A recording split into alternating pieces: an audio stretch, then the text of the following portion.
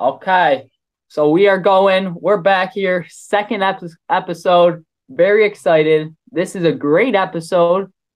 Probably going to be our best one. Last one was good, but this one's going to be great. We're coming at you. We have some good questions that we're going to ask you guys at the end of the show. You know, what we want to know. And then remember, you got to text in 8564. Call us. I know, kind of weird, but we got to have something that is from the podcast About Nothing into this show. We got to have it in here, but you're actually just going to be texting into the number, okay? You're letting us know any questions, and you can also answer to any questions that we ask you of what we want to know. And again, we'll introduce that at the end of the video. And we got some good answers from the last week's question, which is, what would be the best animal to joust on besides a horse? Okay, we got some great answers. We'll discuss about that today, but I'll turn it over to our other guest. I mean, not our guest, our host. My bad. All right, thank you. Thank you. Yeah. Much appreciated. Hello, everyone. As you know, my name is Tom, okay? Now, I just want to remind everyone, see, Tan and I here, we are the experts, okay? So whatever we say is correct. Some people may say, well, you're not being very factually correct. No, we're right. No matter what, we're always right, okay? So remember that. Remember, this podcast is just getting started, okay? It's just getting started. So here we go, okay? Please help us. Please spread the word. You know, if you think anybody might be interested in this kind of humor, you know, in this kind of knowledge that we're giving out, spread the word to them, okay? Please do that. But besides that, okay, let's get right into the thick of it. Here we go. Okay, our first segment, as always, is what you want to know, okay? And our friend Gary came to us. He came to us and he said, look, guys, I'm going to be moving soon, okay? But I really don't know where I'm going to move, and wherever you guys tell me, that's where I'm going to go, okay? So, well, Tan and I, we had a field day with this. You know, we were like, okay, well, you know, Gary, are there any parameters that you want us to stick between? And he said he wanted to be in a town with less than 100,000 people. So we're like, oh, well, geez, you know, Paris, out the window. Can't use that. What a shame. Okay, that said, I think we came up with some pretty good towns. Now, Tan and I, we each came up with 3. Okay, so I'm going to give my first one here real quick. Here we go. These are all real towns. Again, real knowledge. We're always correct. Okay, this first one is called Nagoro, Japan. Okay, so the population of this town is 35, so much smaller than the 100,000. But here's the thing. Here's the kicker. Okay, population is 35, but there are 350 life-sized stuffed dolls. Okay, so you're probably wondering, you know, what are all those dolls about? What's the story behind that? Well, apparently there's an artist in this town. He's lived there. And whenever somebody dies, he makes a life-size doll that looks like them. And he models them so that the doll is doing the favorite pastime of the person that passed away.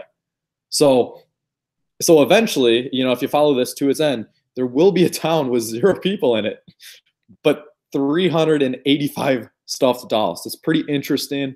Yeah, I think that's pretty cool. Okay, so reasons for why Gary should move there. So you're gonna have guaranteed remembrance on Earth once you pass away. You know, someone can always come there and be like, hey, there's Tom. He's making a podcast. I'll be be looking on from above. Heck yeah, I am. Love it.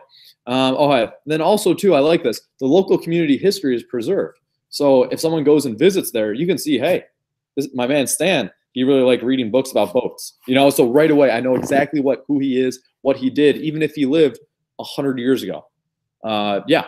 And so let's see here. And then also too, you get a new addition to the town whenever somebody kicks the bucket. You know, so it's like, oh, our town just grew. Well, actually, you know, it's kind of stayed the same size, but you know what I mean? Like, it's not like, oh, like it's a dying town. No. The town is staying the same size. That's pretty neat. So anyway, Gary, I think Nagoro, Japan, I think that'd be a great town. Tan, what's your first one? Okay, yeah. So, Gary, I'm just gonna say I think I have some very good ones for you. Great options. We're going at it, starting off with the good one. We got Centralia, Pennsylvania. Okay, and if you guys don't know, Pennsylvania is located in the USA. And I believe Gary lives in Maine, right? I think so, right? Yes. Yeah. So yep. Gary's in Maine. So you're not moving too far to Pennsylvania, right? But some things are interesting about Centralia. What a town. Okay, so this town, there's been a fire going, same fire, for what is it? It is for decades. This fire has been going on, okay, hasn't stopped, okay? And there are also known to be a lot of sinkholes that are happening in this town. And I know what you're thinking, Gary. Like, listen, holy cow, this town's dangerous. But you gotta think about it. Pennsylvania, it can be a little bit of a chilly state, right? But not with this fire. You can go by the fire any day of the week. You can sit there, cool your hands off, cool your feet off, maybe even, oh, not cool your feet up, warm your feet up, my bad. And you can literally do anything by this fire. You know it's never going to run out. You don't need to add firewood. You don't need to spend money to get firewood. This thing's just cooking. I know the sinkholes. Well, the latest one has happened in a backyard. So as long as you don't buy a backyard, Gary, you should be good. There's not. There probably shouldn't be any other sinkholes besides a backyard. I know we are the experts, so I know this for a fact. We're going. So I think Centralia is a great option. The fire's cooking. It looks to be some great vegetation out there. You know, might need to make some vegetables out there, cook some carrots on the fire. I don't know, your choice, but I just think it is a great option for living. And the best part of all is that since everybody has been suggested to move out because they say it's dangerous, only 10 people live there anymore. So you can be the 11th person and you probably won't have any neighbors. It's a great place. Gary, I would suggest it. Okay, here we go. So my second choice for Gary, this one's pretty interesting. Again, another American pick. This is called Slab City in California. Okay, we're going out west, okay, a little bit warmer. So this is an abandoned military base town in Southern California, in SoCal, okay? But like I said, it's abandoned. So there's no running water, there's no electricity, there's no commodities, there's nothing. There's no utilities, anything. It's all gone. Okay, so you're like, oh, well, how many people live there? 200 people live there despite all that, okay? Here's the kicker, though. There's no laws. It's not a town. There's no laws, okay? So you can do whatever you want. Folks, this is the Wild West distilled into one small area, okay? Like, if you want to experience the Wild West, you go to Slab City right now. So, Gary, if you're a big Wild West guy, I don't know you well enough to say if you are or if you aren't, but I'm telling you, if that's right up your alley, you go right now. There's no laws, okay? So let's see here. So disputes between residents have been settled by territorial fighting between members of the community. Okay, I'm talking RVs set on fire. I'm talking firefights. Okay, this is all stuff that was popular a long time ago is now popular again in Slab City. Okay, thank goodness it's not widespread. But if this is your kind of stuff, Gary, this is all about it. Move there. Okay, there's 200 people. You definitely will have some neighbors. You can make some really good friends. Maybe build some alliances. You know, you can have fun. Okay, so you're probably thinking, now this is old, abandoned. You know, it's probably not very nice. Okay, but there's 3 interesting features about this town. They have a garden, they have a golf course, and they have a library. All of them are functioning. Okay, the community takes care of them, even though there's no laws, even though there's all this fighting going on. It's okay. Okay, they've built themselves a paradise. Okay, without the structure of laws. Honestly, the people that live there, this is amazing. This is honestly amazing. This is incredibly cool. And so yeah, so Gary, if you're really a Wild West guy, please go to Slab City, check it out. You're probably gonna fit in. Okay, it's some good stuff. Tanner, the next one. Okay, yes. Gary, I got a good one again for you. And once again, it's in the States. Might be a little bit far, but still in the States. Going in, we got Chicken, Alaska. The town name is Chicken. Great town. They really take the time to support their tourists. I mean, you're talking, they have a Gold Panner gift shop. They have a Chicken Creek RV park with 24-hour power, okay? Top-notch stuff right there. They have Tisha's Schoolhouse. They have free gold panning, right? You can get rich here. Genius. Okay. And once again, they have the Gold Panner gift shop. Okay. You might want to buy yourself some gold here in Chicken, Alaska. Great place. I would really suggest to go there. It's right on the east coast of Alaska, kind of next to Canada, but it's still in Alaska. And by the pictures that I'm looking at here, it is a beautiful place, okay? So I'm really suggesting this. And the best part of all, once again, low population, but the best part of all is that it's the population is the size of our family. It is 7 people is the population of Chicken, Alaska. I mean, great place. Once again, beautiful place with no neighbors, which I'm guessing, Gary, since you want under 100,000 people, that's what you're looking for. So I just think that it's a great place. It might look like Maine a little bit, which is good because you want to stay in your comfort zone. So yeah, I think Chicken, Alaska is a great option for you. Back to you. Okay, here we go. This is my last one. I think this one's pretty interesting. Okay, this one's in Australia. Now this is the largest population I've said yet.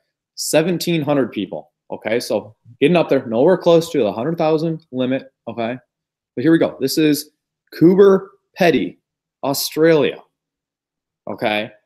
Now you're probably wondering, oh, what's so unique about it? What's different about it? Okay, I'll tell you. Most people live underground. Yes, most people, they live underground. It's really incredible. I don't know how they did it, if they adapted some way. Well, actually, I do know. Basically what happened was it was a mining town, and they were like, oh, there's good insulation down here. We don't have to build the houses. We can just dig. And so they dug. And now their houses are down there. They have hotels down there. They have motels down there. They have stores built into rock.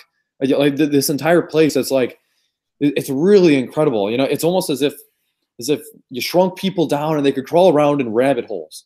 That's exactly what this is, except we didn't shrink. We just built bigger tunnels. It's amazing. Okay, I think what's really cool is you might get to meet animals that live underground, right? Down in Australia, you may not know this. They have 10-foot-long earthworms that are as thick as pop cans. Okay, really scary stuff. But I think it would be cool to meet one. If you're sleeping there and all of a sudden it just crawls out of the wall and just drops on you, and you're like, oh, what's up, Mr. Worm? You're talking with them. Okay, you're having a good conversation. You're keeping the conversation going. I think that's fun. I think that's great. Okay. Also, too, another perk of this is you don't have to go to your basement if there is a tornado. Back in the Midwest, if there's a tornado, you really gotta go below ground, so that way when your house blows over, you're still safe in the basement. Well, if there's a tornado out there, which I'm not sure if there is, but if there is, you don't have to go anywhere. You're just like, oh, I'm already inside. I'm fine. I don't need to go down. Oh, if there's a tornado siren going off, don't worry about it. I got this. Okay. I live in Coober Pedy. Okay. I'll take it on. Okay. So that's what's really cool about this town. Yeah. So Gary, if you've always thought that you just wanted to dig yourself a hole, and kind of live down there and build yourself a house, this is for you. Coober Pedy, Australia. There you go. Tanner, back to you. Okay. So this is the last one of the day. But we wanted Gary to have the best options, not the most options. So we're only doing 6 today. So this one is probably my favorite one. It's a great one. Let me see if I can pronounce it right, though. It's Miyakejima, Japan. Okay. This place is awesome. It goes in. Ready? I know you guys won't believe this, but every single person that lives there has literally a World War II gas mask on because there's so much sulfur in the air from an active volcano that it's unbelievable. People are swimming in these gas masks. And if you guys don't know what they look like, it's the coolest thing in the world. They're like that long, like super long, amazing gas masks. And I think one of the perks of it is if you have acne or anything, and you're scared to go to school, right? No, everybody has a gas mask on. Nobody knows, right? You break your nose, nobody knows, okay? Your lip starts to get super big for some reason, I don't know why, but it might. You got a gas mask on. It's a great, great place. Yes, it might be. If somebody farts, you can't smell it because you got the gas mask on. Remember that? Exactly. Great place to live. You might want to explore a volcano sometime. This one does have a little bit of a higher population. It has 2,451 people in there. Okay, so you can be the 2,452nd person, Gary. Great place to live, and I'm just excited to present it to you. So remember all the perks of this place, and I would really recommend moving there. Okay. So I believe that wraps up our What You Want to Know segment of the What You Want to Know podcast. Okay. Yeah. But now we're back on to the segment that we like to call What We Want to Know. Okay. So the question that was this week was, what is the best animal to joust on other than the horse? I know we got some really interesting answers, some really good stuff. Okay, so kicking it off, Mr. Ryan said he would joust on the back of two big whales. Okay, two big whales. He didn't specify a species, but he said that they would swim in, okay, and then you would be on top of them. So you can move around, okay, and you can do whatever you want to do. But then they can jump out of the water, so if they want to get out of the way or cause waves or anything like that, they can do that. And then also, too, they would really cause higher entertainment levels because of their size and because of their acrobatics. So I think that was a really good answer. Billy said that he would joust on a giraffe. Okay. Well, one, because of the height, right? Because if you're riding really high on the neck, you're pretty high up. And then two, it's super rewarding if you win because you didn't, take the really long fall. Like, if you lose, you got to fall all that distance down if you're high on the neck. But if you win, or even if you tie, it's super rewarding because you didn't take that fall. So okay. I think those are really good answers. Tanner, do you have some answers for you? Yes, I do. But off of the giraffe. So you're basically saying the giraffe is a life or death situation. Yes. No, 100%. Yeah, the giraffe. I mean, that is a gamble on your life. Like literally, if you're going to be riding up on the neck, look, I mean, you're really going to have the vantage point. So you're really going to be able to spear down. Okay, you are going to be riding high, my friends. This is going to be really good, both figuratively and literally. That said, if someone does manage to get, to hit you, if you're off balance, if you're a rather clumsy person, I would not recommend. Definitely not. Just because if you do fall, you're falling from probably a solid 2 stories. Look, and that's force coming at you. Oh, yeah, that would be a painful fall. Yeah, would not recommend. Ooh, yeah. Ooh, that's rough. Okay, yeah, I do have some answers. Thanks to a couple people. First off, we got shout out to Carter. Carter comes in and he answers the question with a T-Rex. Okay, comes at it. He's thinking, oh man, this, first of all, the appearance is scary, right? You're riding on a horse on the other end. All of a sudden you see a T-Rex pull up, maybe with the Bud Knight on it. You don't know. So he could be going, that's twice as scary coming at you, right? The horse is probably going to run away before you even start to joust. Okay. And maybe you're even driving a giraffe. Going against a giraffe is what I meant. My bad. And so the giraffe is scared. He runs off, bucks you off the neck, and all of a sudden you're on the ground, and it's just a mess. So you're facing a T-Rex too. On top of that, and not only did you fall off a giraffe, then now you're looking into the mouth of a T-Rex. Yes, exactly. Yes. So you got that, which I think is a very good answer. But there's one answer that came in from my good buddy John. John comes in, and I think it could be any animal that we've said so far. He wants to ride in on an ant. Okay? And now you're thinking about it, you're like, well, that thing couldn't even move with you on top of it, right? Well, that's the exact point of it. Okay? They're coming in. First of all, they're getting exhausted from running in at you, right? They're getting exhausted.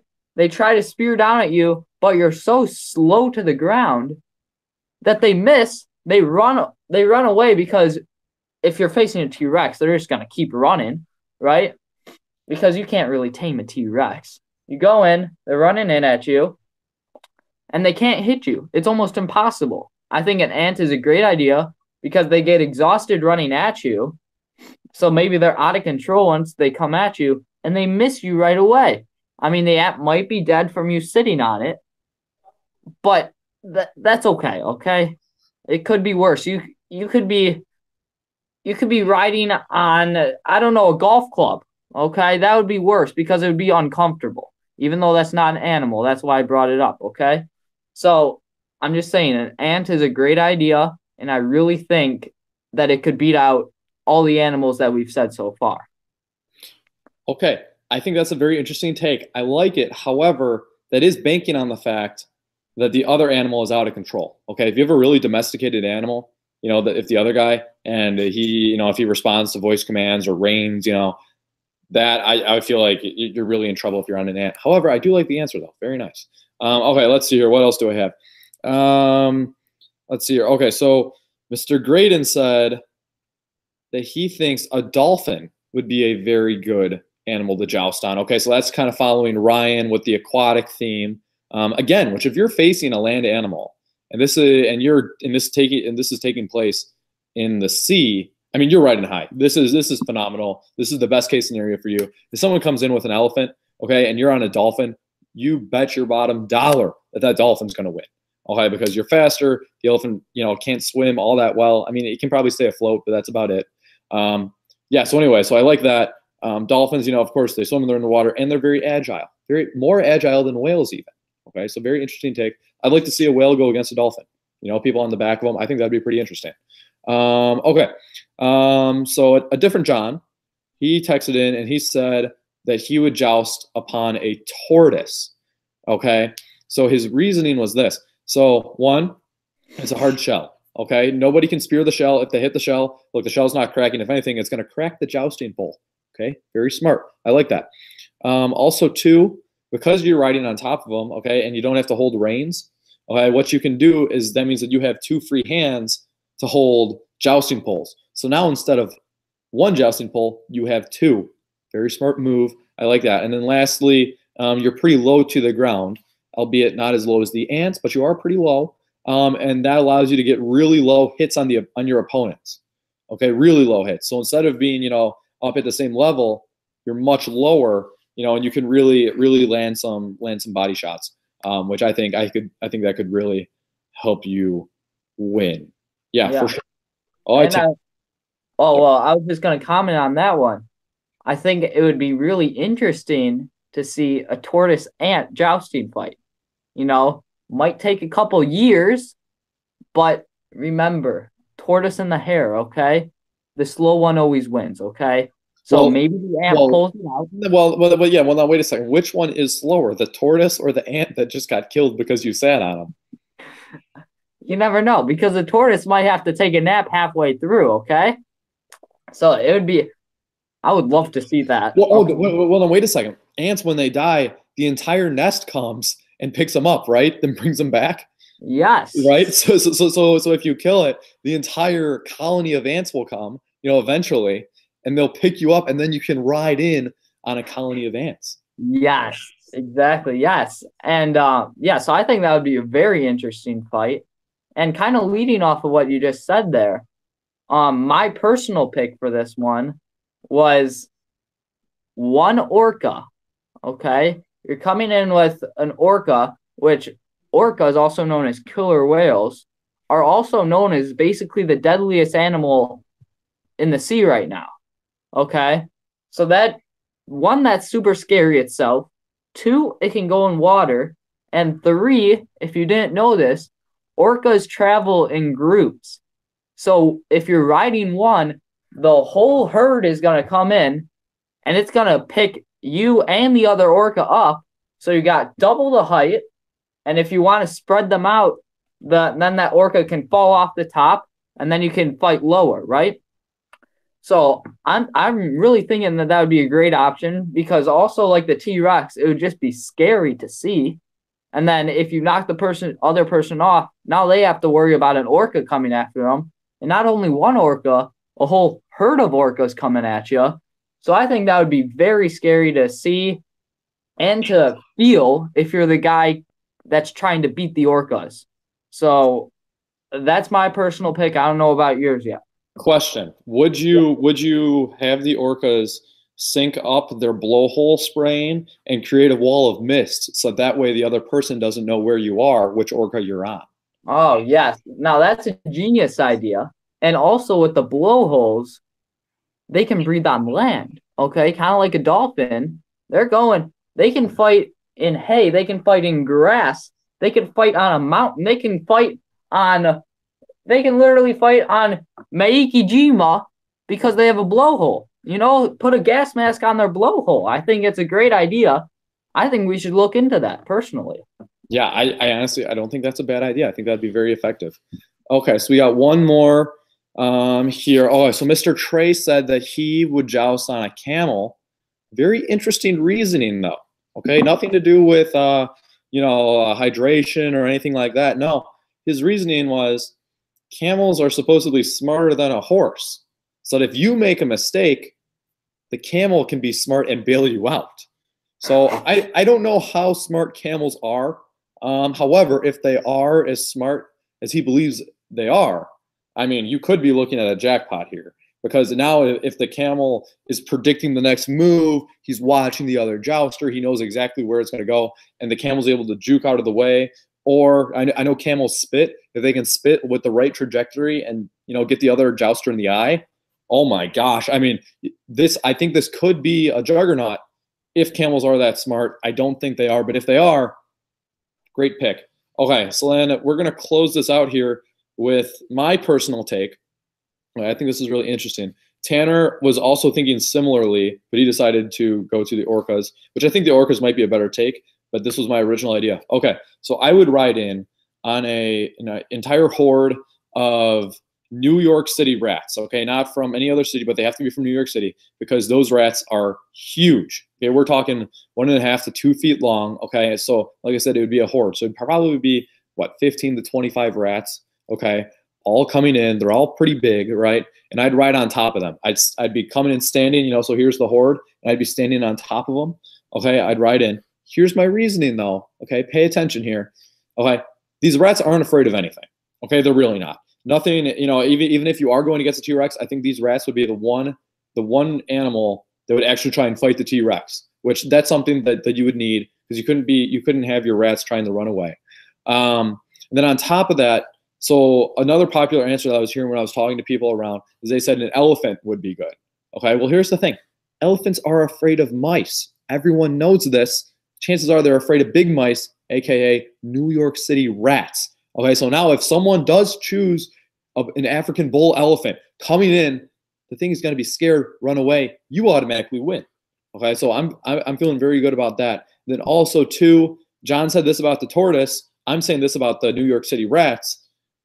Look, I'm riding in, I'm standing up. I have 2 free hands. Now I can have 2 jousting poles, and you can bring in the boxing.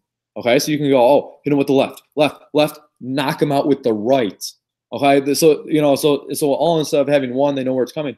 The 2 hands, it gives you a little, a little special action there. Okay, so that's why I think a horde of New York City rats would do really well from that. All right, Tanner, you want to wrap us up here? Because I think we're running out of time.